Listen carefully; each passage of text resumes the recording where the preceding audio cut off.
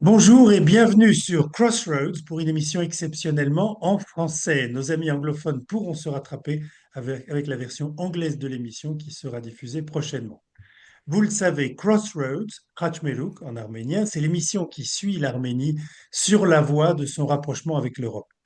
J'accueille donc aujourd'hui une personnalité du monde arménien qui vit à Paris, Hovhannes Kevorkian.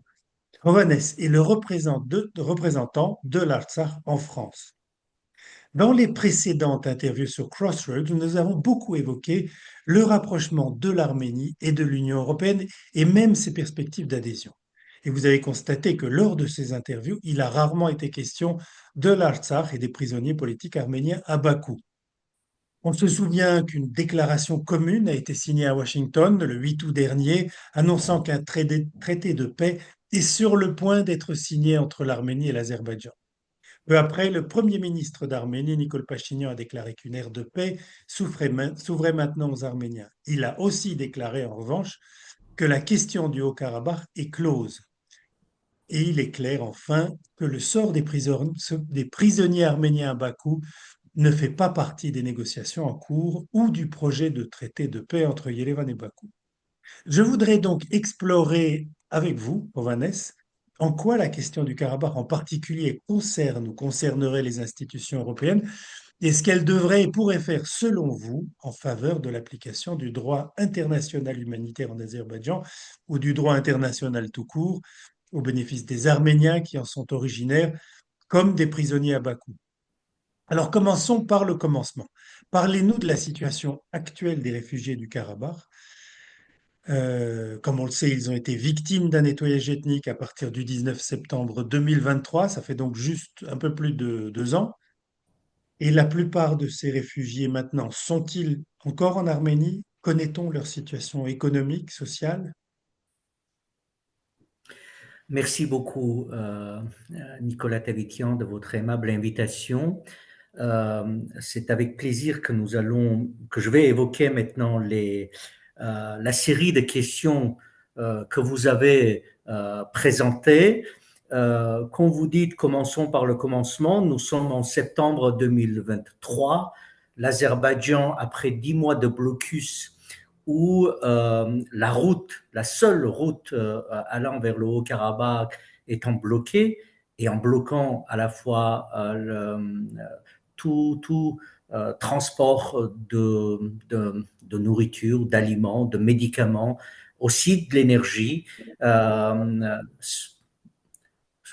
décide d'attaquer le 19 septembre 2023 et prend le contrôle de la totalité du Haut-Karabakh, de l'Artsakh.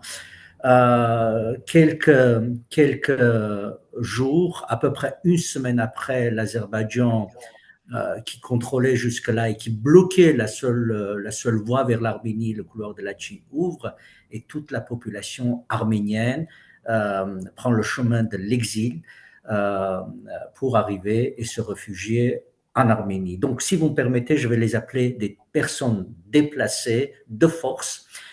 Pourquoi de force? Parce que toute cette période de famine et de privation a alimenté, en tout cas, à créer des conditions favorables pour que la terreur s'installe chez la population arménienne et que la population arménienne, une fois les Azerbaïdjanais sur place, la peur au ventre s'est sauvée tout simplement une fois cette route ouverte. La République d'Arménie, d'abord par sa société, a été extrêmement euh, ouverte, extrêmement généreuse dans l'accueil. Au bout d'une semaine à peu près, il n'y avait plus de camps, il n'y avait plus ces tentes qui accueillaient les déplacés de force, parce que même dans des petits appartements où il y avait déjà une famille nombreuse installée, une famille nombreuse arménienne, les portes ont été ouvertes, l'accueil a été organisé, l'hospitalité a été là pour accueillir les sœurs et les frères arméniens du Karabakh. Et puis, le gouvernement arménien, à son tour, a été assez mobilisé pour octroyer des aides économique, social.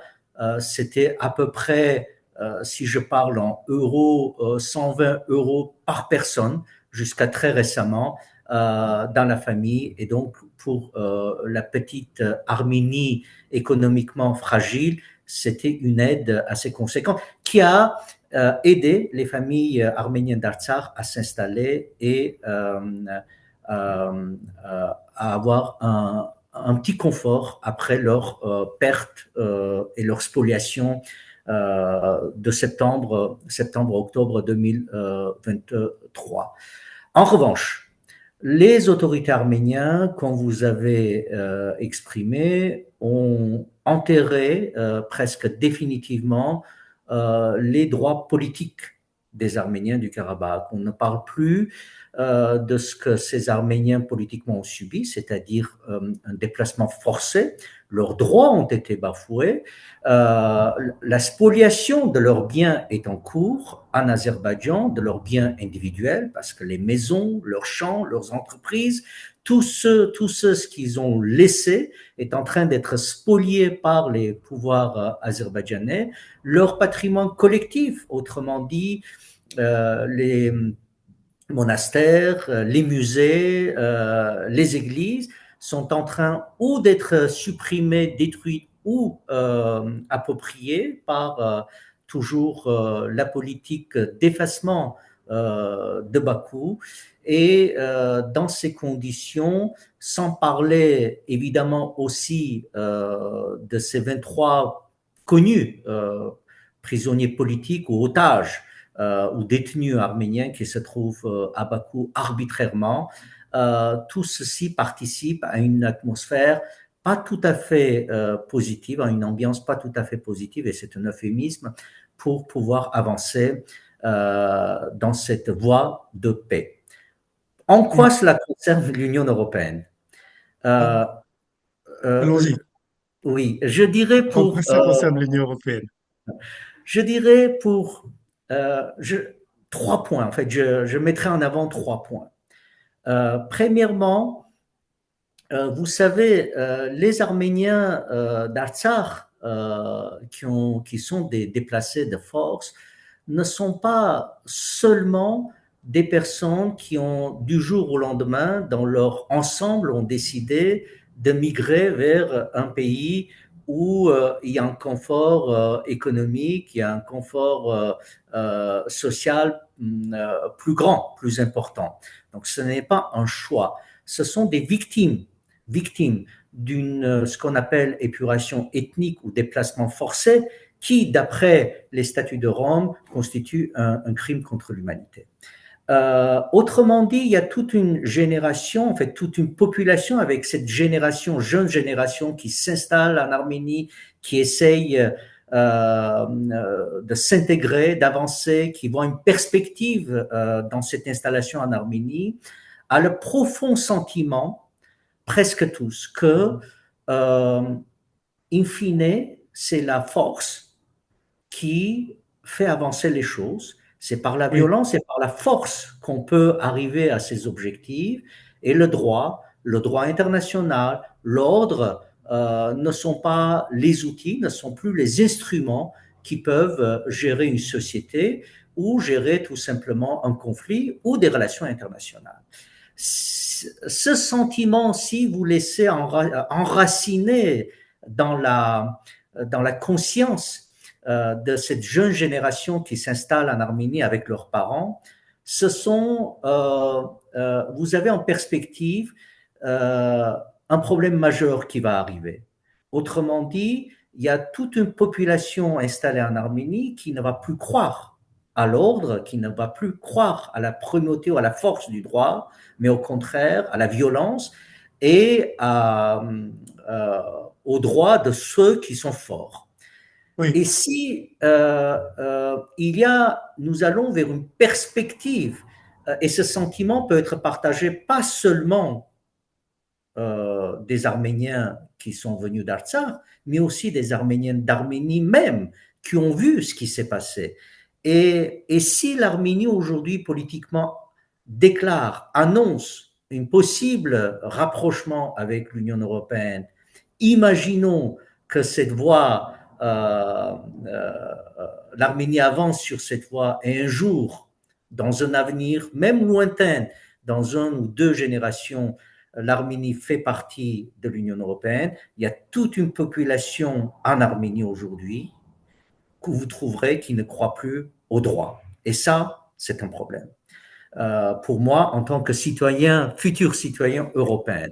Ça, c'est un premier point. Deuxième point est un point d'ordre, on va dire, général. Hein.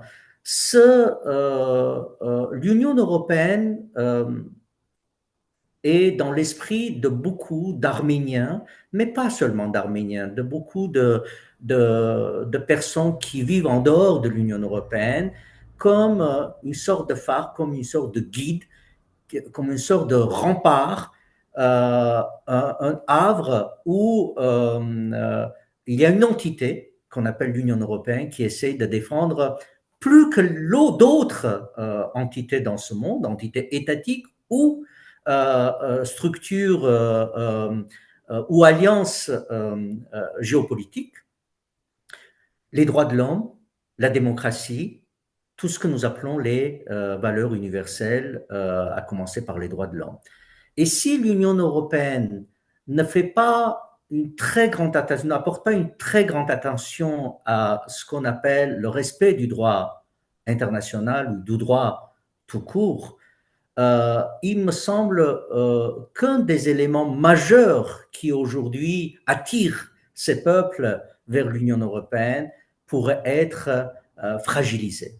Autrement dit, il y a une question aussi de l'image de l'Union européenne qui est en cause, mais pas seulement de l'image, mais aussi une action, à quel point l'Union européenne va trouver sa place ou agir entre ce qu'on appelle le pragmatisme ou le réalisme, pardonnez-moi, cynique, et la défense des droits de l'homme, la défense du droit international, qui correspond parfois à des idéaux vers lesquels nous tendons.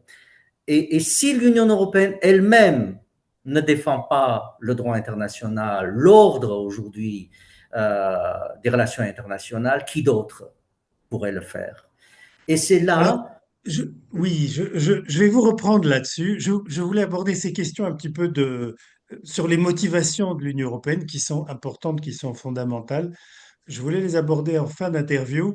Vous les avez abordées d'emblée et je voudrais vous relancer là-dessus parce que votre argument, c'est en gros, l'Union européenne est fondée sur des valeurs, pas seulement sur l'expression de la puissance ou sur un système économique.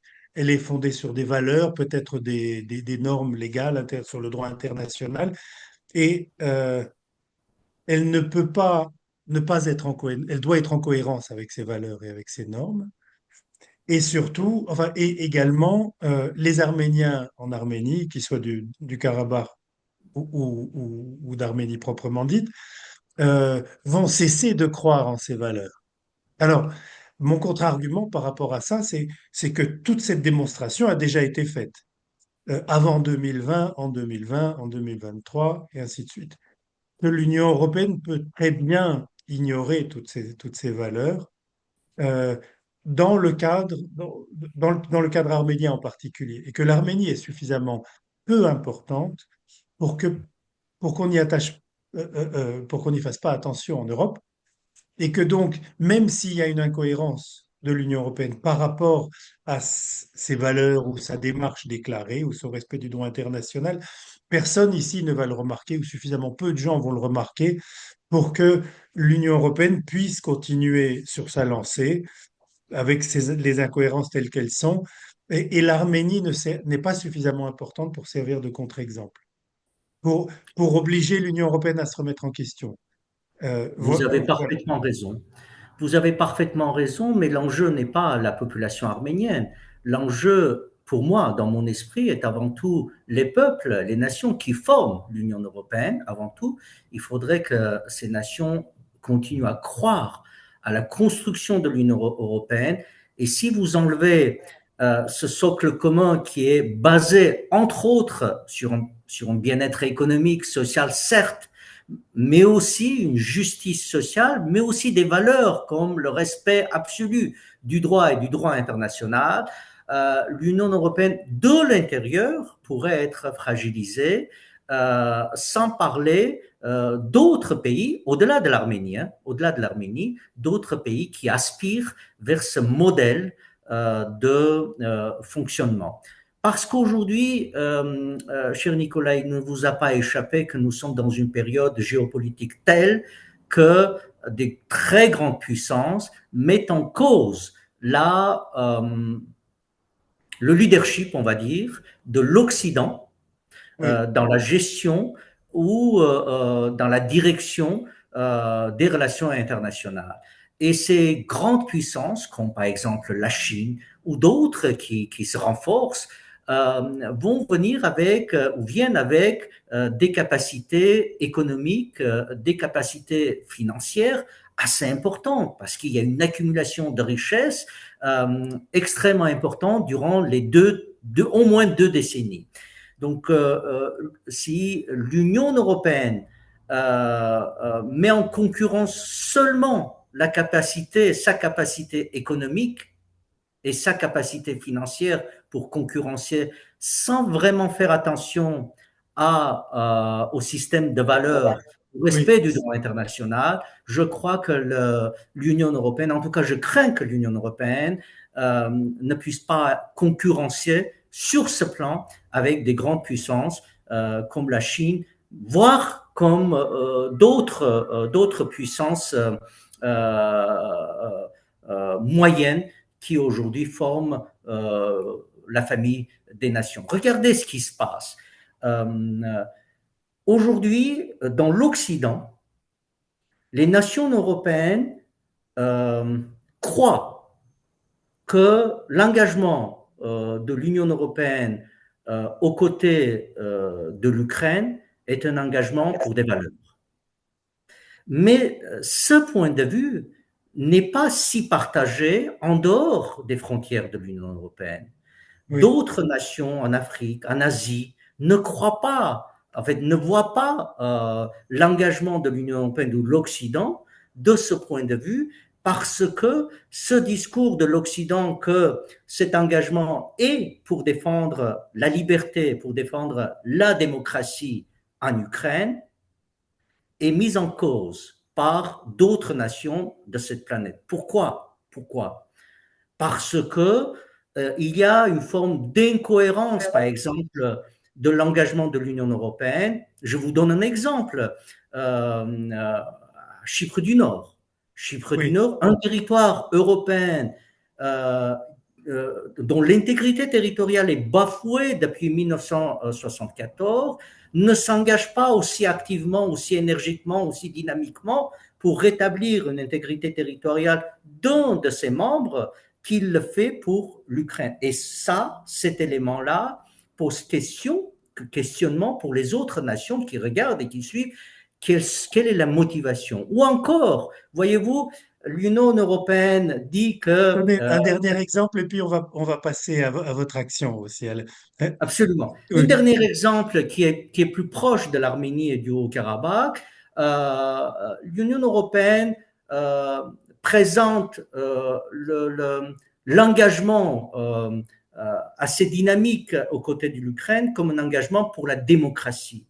Mais comment ne pas citer les dires de la commissaire européenne Ursula von der Leyen ou de M. Charles Michel qui ont considéré et considèrent toujours l'Azerbaïdjan et le président azerbaïdjanais comme un partenaire fiable. oui, L'Azerbaïdjan, c'est un pays, et ce n'est pas moi qui vous le dis, prenez tous les classements internationaux, c'est un pays qui clôture tous les classements internationaux en termes des droits de l'homme, en termes des libertés d'expression, et à partir du moment où les dirigeants européens ferment les yeux sur le caractère despotique du régime azerbaïdjanais, bien, il y a d'autres nations qui se disent, est-ce que finalement l'Europe, qu'on prétend défendre la démocratie et les droits de l'homme dans le monde, est-ce que vraiment il le fait pour la démocratie, la liberté et les droits de l'homme ou pour ses propres intérêts Voilà. géopolitiques? Alors, c'est voilà une question qui est au centre du débat, mais je voudrais passer aux questions concrètes avant de parler directement de politique européenne, euh, aidez-nous à situer un peu où en est la représentation du Karabakh en France. Donc, elle s'exprime sous forme d'association, si je ne me trompe pas. Donc, vous dirigez l'association de soutien à l'Artsakh et vous étiez, avant 2023, le représentant en France de la République du Haut-Karabakh, c'est-à-dire une sorte d'ambassadeur. La Non reconnu. situation, comment? Non reconnu. Non reconnu, bien sûr. La situation, un ambassadeur informel. La situation a maintenant radicalement changé. Alors, quelle est la vocation de l'association aujourd'hui et quels sont ses objectifs, ses activités? Très simple, la situation oblige. Depuis 2023, nous essayons de mettre en Arménie en place des projets humanitaires parce que nos compatriotes qui sont victimes d'un déplacement forcé sont arrivés en Arménie d'une manière, une fois encore, démunie. Et nous essayons, par quelques actions humanitaires, par exemple réhabilitation psychosociale des enfants entre 4 et 18 ans, l'apprentissage du français pour des enfants artsakiotes qui sont en Arménie et qui fréquentent des écoles spécialisées en langue française pour qu'il n'y ait pas beaucoup de décalage entre les élèves d'Arménie et les élèves arméniens arrivés d'Artsakh. Bref, ce type de projet humanitaire ou encore attribution des outils de travail à des artisans qui ont dû laisser tous leurs outils en Artsakh avant l'exode massif pour qu'ils puissent s'intégrer, avoir un travail, avoir cette dignité et s'intégrer dans la société arménienne. Et tout ceci a deux objectifs majeurs. Premièrement, essayer de créer une place pour que les Arméniens d'Artsakh s'installent durablement sur le territoire de la République d'Arménie et que ne puissent pas être obligés, en fait, ne soient pas obligés d'avoir un deuxième exode, cette fois-ci de la République d'Arménie vers d'autres coins inconnus ou qui peuvent sembler plus confortables, plus attirants. Et deuxièmement, vraiment, nous essayons de les accompagner, de les encadrer parce que toute cette population a subi un trauma et ce trauma doit être traité très rapidement parce que si ce trauma n'est pas traité rapidement, nous pensons que les familles artsakiotes, la jeunesse artsakiote sera marginalisée, peut-être même criminalisée avec le temps, et ça deviendra ces citoyens arméniens d'Arménie, futurs ou actuels, parce qu'un certain nombre a déjà demandé et obtenu la citoyenneté arménienne, euh, deviendront non pas des personnes qui apportent euh, leur, par leur travail, par leurs compétences, quelque chose à la société arménienne, mais au contraire, deviendront des criminels, des marginaux qui seront une charge pour la société arménienne. Donc pour nous, c'est extrêmement important cet aspect des choses. Deuxième élément, nous n'abandonnons pas les droits politiques des Arméniens d'Artsakh.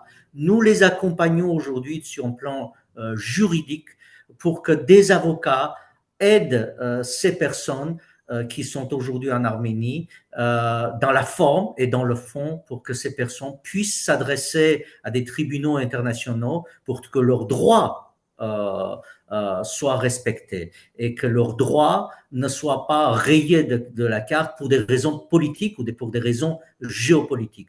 On ne Oui. peut pas, on n'a pas le droit de sacrifier les droits des individus pour, soi-disant, le bien-être des autres. C'est une forme de discrimination que nous combattons, les droits des individus, les droits de chaque personne. Donnez-nous un exemple de procédure qui aurait été entamée alors. C'est quoi, auprès de la Cour européenne des droits de l'homme, d'autres tribunaux?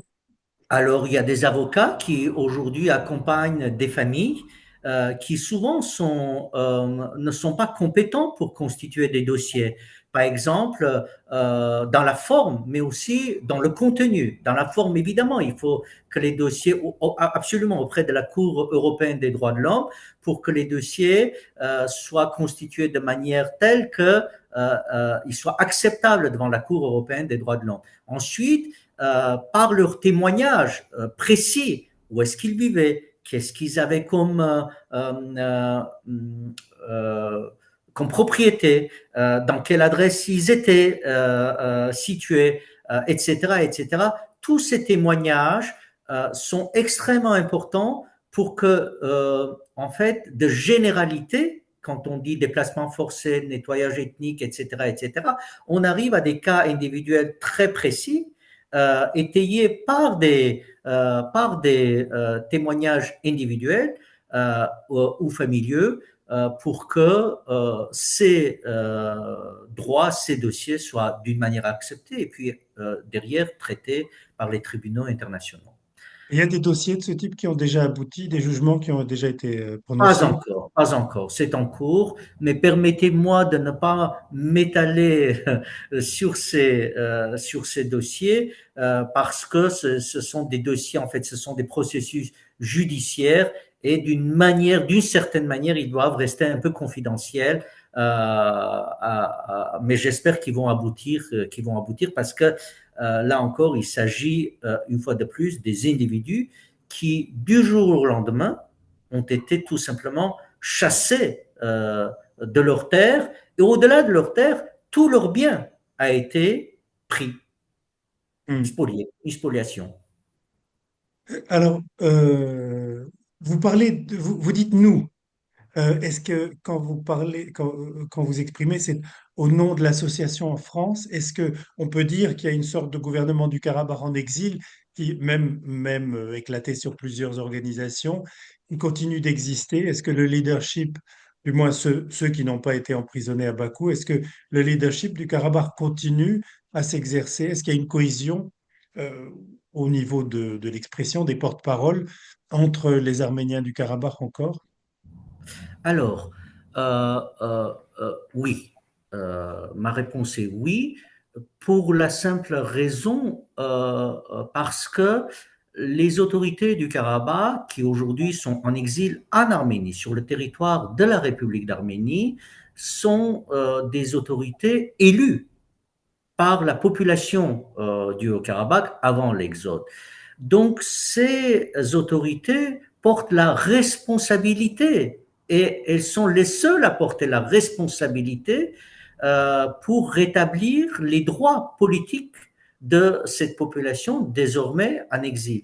La République d'Arménie qui les a accueillis peut éventuellement créer des conditions favorables pour leur installation, pour leur intégration, essayer de résoudre ou de donner un certain confort, créer des conditions, on va dire, économiques, sociales, relativement confortables pour leur installation, mais leurs droits politiques, euh, la responsabilité de la défense de ces droits, seules les structures des institutions élues du Karabakh qui portent cette responsabilité.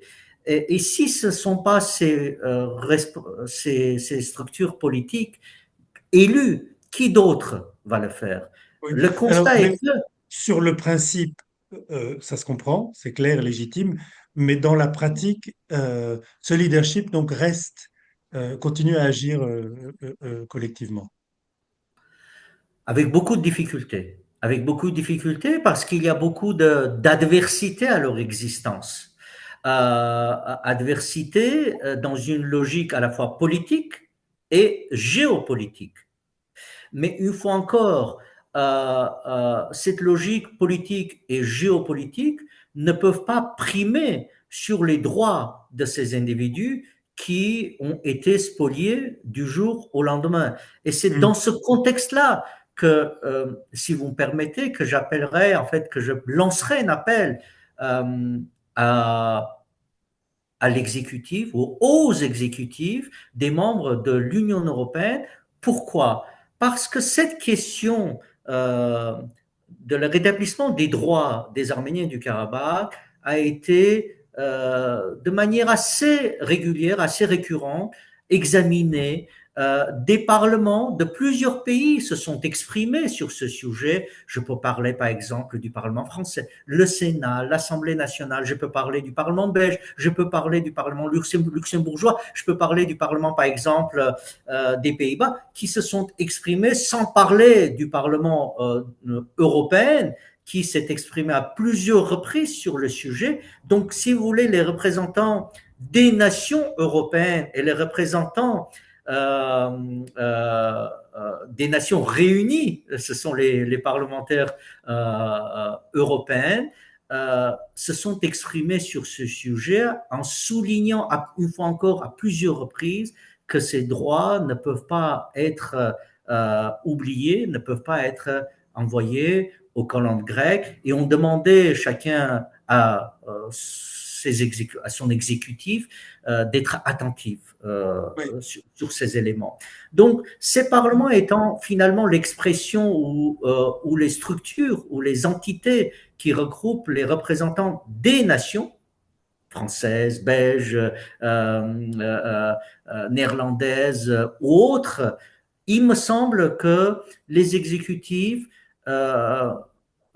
devraient prêter attention à ces demandes, à ces appels, et ne pas conditionner la défense des droits de ces individus à une logique politique ou géopolitique, même si aujourd'hui le gouvernement arménien, par faiblesse ou par choix, il me semble plus par faiblesse que par choix, a décidé de clore la défense des droits politiques des Arméniens du Haut-Karabakh. Voilà. Alors, passons à ce que l'Union européenne, ce que vous voudriez que l'Union européenne fasse, comment elle peut agir. D'ailleurs, on va élargir aux institutions européennes. Vous savez que les institutions européennes, c'est pas seulement l'Union européenne, c'est le Conseil de l'Europe et quelques autres.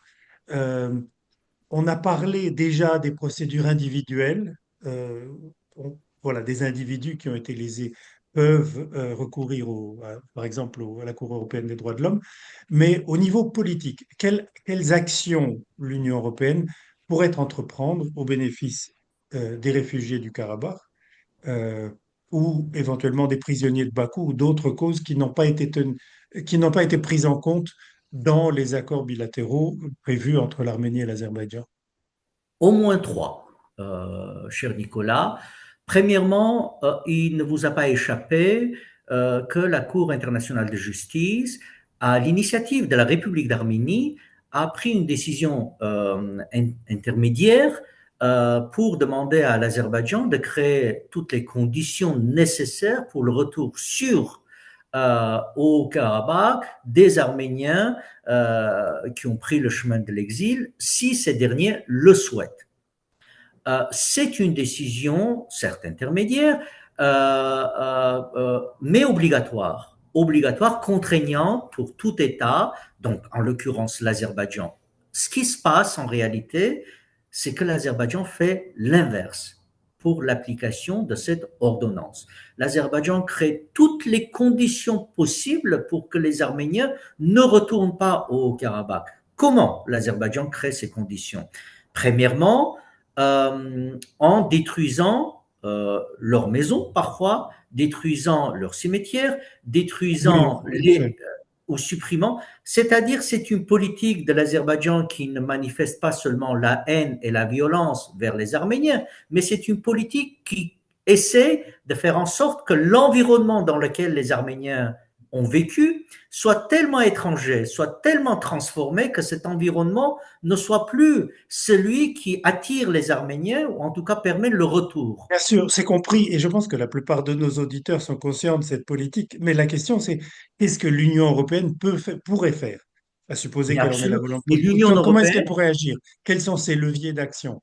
premièrement, crée une plateforme où les Arméniens du Haut-Karabakh, pas les Arméniens d'Arménie, les Arméniens du Haut-Karabakh et les autorités azerbaïdjanaises se mettraient autour d'une table pour l'application d'une ordonnance qui, une fois encore, doit être contraignante pour les autorités azerbaïdjanaises. Si l'Union européenne ne conditionne pas, par exemple, ses pourparlers avec l'Azerbaïdjan ou sa coopération énergétique ou autre économique avec l'Azerbaïdjan par le respect du droit, hein, et en l'occurrence le respect de ces individus que, je vous rappelle, l'Azerbaïdjan considère comme ses propres citoyens, Oui.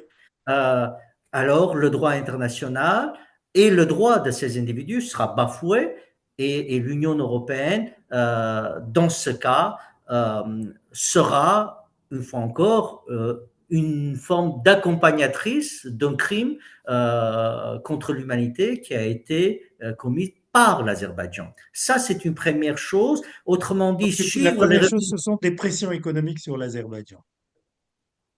Alors, pression économique, mais les moyens sont multiples que l'Union européenne a. Pression économique, pression financière, pression individuelle aussi sur les autorités azerbaïdjanaises.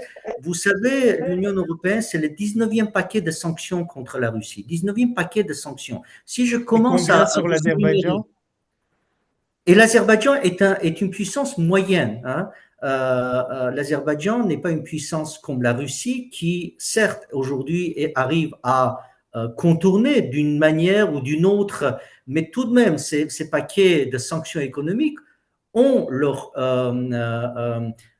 impact négatif sur l'économie et sur la société russe. Donc, si l'Union européenne était déterminée à avoir le même état d'esprit euh, quant aux autorités azerbaïdjanaises, je crois que les moyens de pression ne manquent pas dans les mains de l'Union européenne. Ça, c'est Voilà. un premier point. Donc le droit de retour, une fois encore, qui n'est pas une option, mais qui est un droit décidé, confirmé par la Cour internationale de justice. Deuxième élément, c'est les dirigeants. Vous avez nommé les dirigeants ou les anciens dirigeants du Haut-Karabakh, mais aussi les prisonniers de guerre. Pourquoi nous les appelons des prisonniers de guerre? Parce qu'ils ont été pris par l'Azerbaïdjan au moment où il y avait le conflit entre l'Azerbaïdjan et les forces d'autodéfense du Haut-Karabakh, et certains de ces personnes sont condamnés, ou en tout cas il y a un procès, parce qu'ils ont été capturés les armes dans leurs mains. Or, dans une période de conflit, quoi de plus normal d'avoir une arme, une mitraillette, parce que nous sommes dans un conflit. Oui. Accuser des militaires de porter des armes, c'est l'absurdité totale. Et en plus, les condamner parce qu'ils portent une arme pendant le conflit, ça contrevient à toutes les conventions internationales qui régissent les conditions de guerre et les conditions de prisonniers de guerre.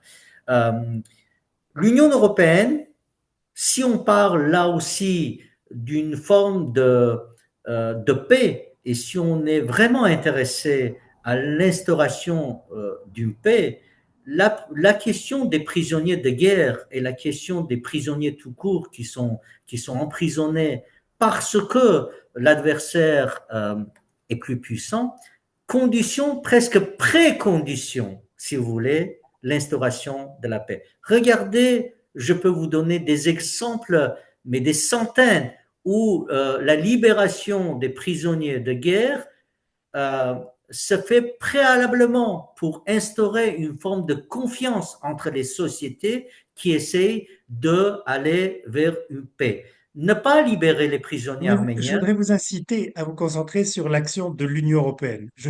J'espère que c'est là que vous allez en venir. Mais absolument, absolument. L'Union européenne peut parfaitement être l'acteur qui facilite, qui facilite cette mise en libération. Si ce n'est pas l'Union européenne, Nicolas Tavitian, nous n'avons pas d'espoir que ce soit par exemple la Chine, que ce soit la Turquie, que ce soit la Russie qui fasse cet effort. Si l'Union européenne a pour ambition ou a pour projet d'intégrer le Caucase du Sud, ou en tout cas une partie du Caucase du Sud, mais je pense que l'ambition va au-delà d'une partie, c'est dans l'ensemble du Caucase du Sud. En son sein, il faut que la paix qui s'y instaure soit acceptée par les sociétés concernées. Parce que la paix ne peut pas être un bout de papier que nous pouvons montrer à une population pour dire voilà, la paix est là.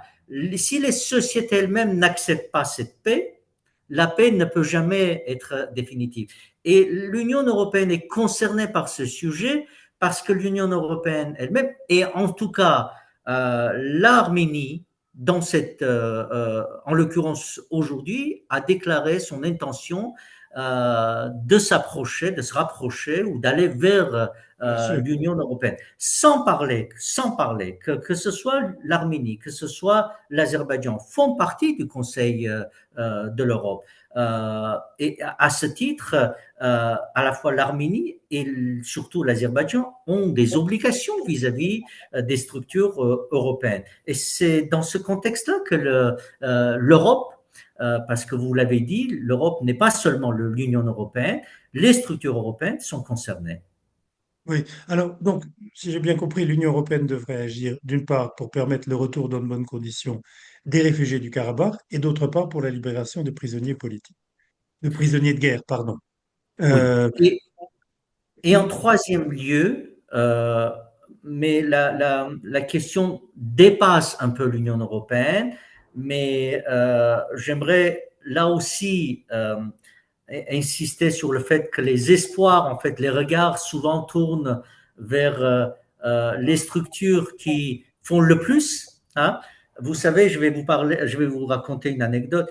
Nous, quand j'étais étudiant, notre professeur se fâchait tout le temps en disant mais vous êtes absent, vous êtes absent. Beaucoup d'étudiants ne viennent pas à mes cours, mais il disait ça tout le temps devant ceux qui étaient présents, parce que les absents n'écoutaient pas. Donc, j'entends bien les demandes et les attentes de l'Union européenne qui fait peut-être le plus euh, pour défendre les droits de l'homme, la démocratie, etc.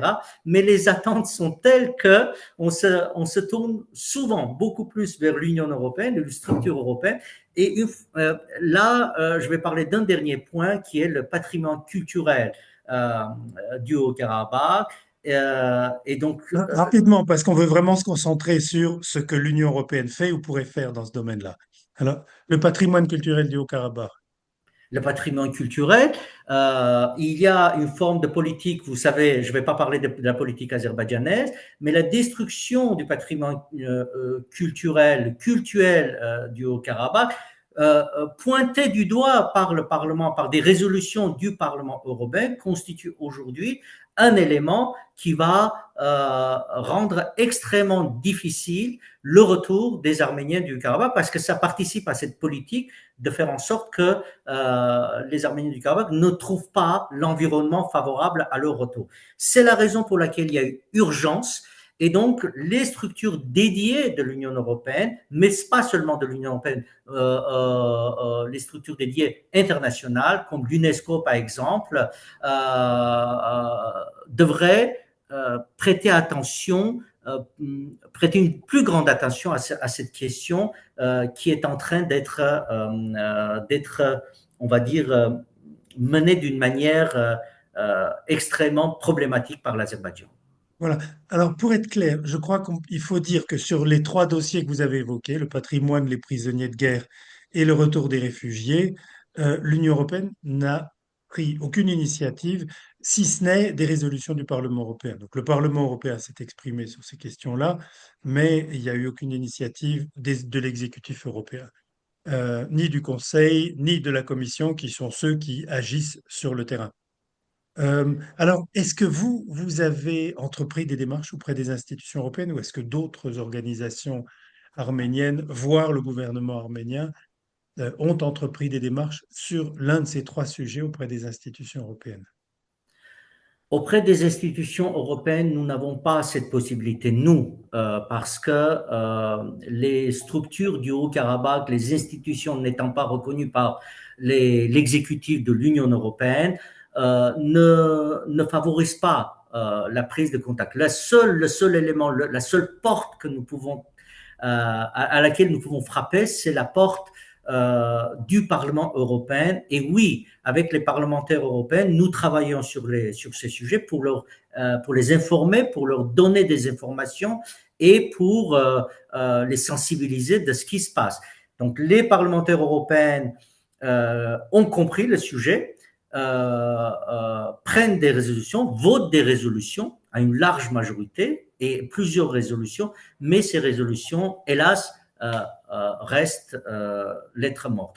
Je voudrais vous ajouter aussi un autre élément. Le Conseil de l'Europe, pas seulement le Parlement européen, mais le Conseil de l'Europe aussi a pris quelques initiatives, hélas sans résultat, parce que l'Azerbaïdjan est un pays qui a refusé, par exemple, l'accès à des fonctionnaires et des parlementaires de l'Assemblée parlementaire du Conseil de l'Europe pour, par exemple visiter ces prisonniers de guerre ou ces prisonniers politiques détenus en Azerbaïdjan. Et Et d'ailleurs, la délégation parlementaire au Conseil de l'Europe a été suspendue. Elle l'est toujours, absolument, n'est-ce pas? Oui.